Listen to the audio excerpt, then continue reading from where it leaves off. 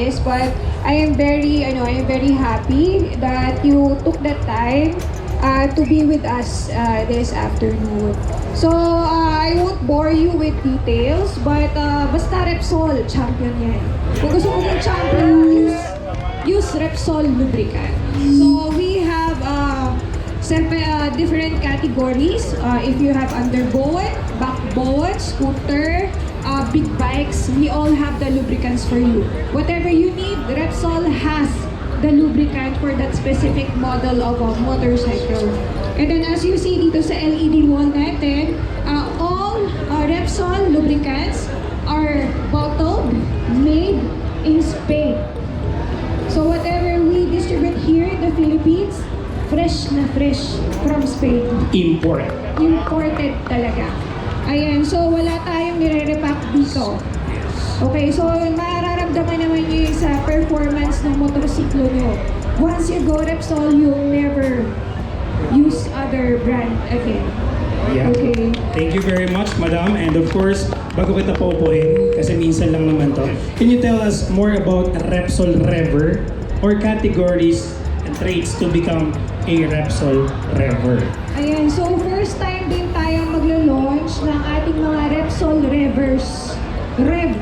Revolution. Bumba. So, Repsol Revolution pero may click millennial.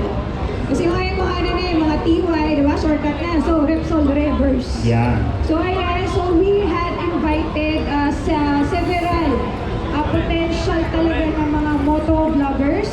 Okay. So, later on, ayan, papakilala na natin sa inyo. So, we are not looking for yung mga biggest na vloggers, but yung mga talagang worth it ang content. Yan. So, Okay. content Yung talaga creator. yung mga content niya is very informative. Yung may mapupulutan tayo ng Yes. araw. Mamo, pwede ba ako mag-apply doon? Kasi meron akong 499 followers. Well, gawin natin 500, mamaya 500. Ayan, di ba? So, ganun pala, hindi naman ganun kahirap maging Repsol, anong pangalan? Revvers. Kailangan lang is, of course, yung content mo is kapupulutan ng araw. Influencer for, of course, dedicated ka doon sa motor mo, sa kabayo mo, for maintenance and everything, including, of course, using the Repsol brand, di ba? So, introduce ko na ba sa kanila, madam? Yes, and then first and foremost, I would like to thank these people for accepting our proposal or our invitation to become Repsol. Sobrang busy ba nilang lahat?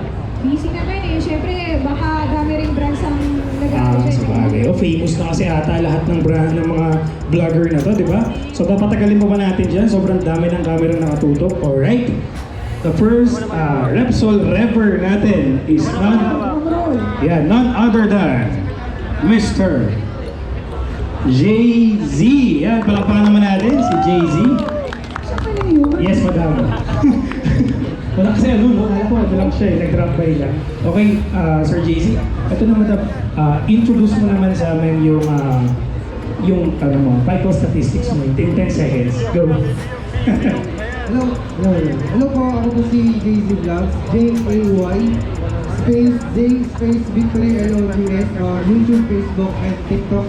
Ang content ko po is motorcycle reviews, tutorials, and maintenance. Change oil, kailan dapat mag-change oil, bakit dapat mag-change oil, tsaka yung iba pa, kung anong maintenance ng motor. So, I've been using Repsol since day 1 na pag-motor ko, since naka-scooter pa ako, tapos ngayon, nakamanual na ako, 7 years, 8 years na. And I'm so thankful na nandito ko rin. Yan, palakpakan naman natin. So, 8 years kaya pa lang nagmamotor, okay? Nagbablog, sir, ilang years ka na nagbablog? Since 2019. Okay. So, Repsol yung gamit mo. Okay, very good. Yan. Palakpakan naman natin si Sir Jay-Z. Nakakala ko, walk-in na customer. Kanina kasi siya pala si Jay-Z. Okay, yan. Uupo na siya dun sa mahiwagang trono niya. Yan. Our next Repsol Revver. Palakpakan naman natin si Jay-Z. Alam ko parang kasing 18 years old lang eh, no? Our next, si Nash Aguas daw, kamukha mo. Pwede.